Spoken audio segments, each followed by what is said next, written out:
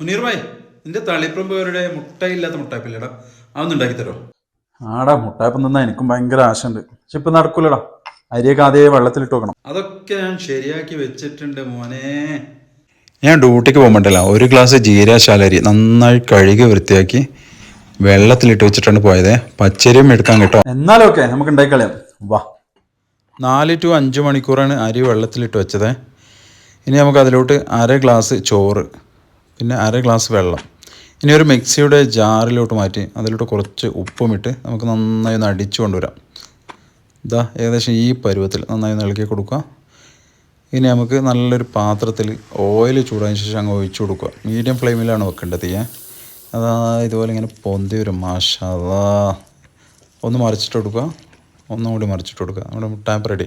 വളരെ എളുപ്പത്തിൽ ഉണ്ടാക്കാൻ പറ്റും, പക്ഷെ ചില സമയത്തുണ്ടല്ലോ ഇത് പണിയും കിട്ടും. ഓയിൽ നല്ലോണം കുടിക്കുമ്പോൾ ശ്രദ്ധിക്കണം. അതുപോലെ ചിലപ്പോൾ ശരിയാവും, ചിലപ്പോൾ ശരിയാവില്ല. നമ്മൾ ഇന്നത്തെ മുട്ടായപ്പം നല്ല അടിപൊളിയായി വന്നിട്ടുണ്ട് മക്കളെ. ഇതാ നോക്കിയേ. അപ്പോൾ എല്ലാവരും ഒന്ന് ട്രൈ ചെയ്ത് നോക്കിക്കോളേ. നല്ല സൂപ്പറായിട്ടായി വരും ഇൻഷാ അല്ലാഹ്. ഇനി നമുക്ക് നല്ല ബീഫ് ഫ്രൈൻ്റെ കൂടെ അങ്ങ് തട്ടി മാറ്റാം. വാ. എപ്പടി മുട്ടായപ്പം അടിപൊളി.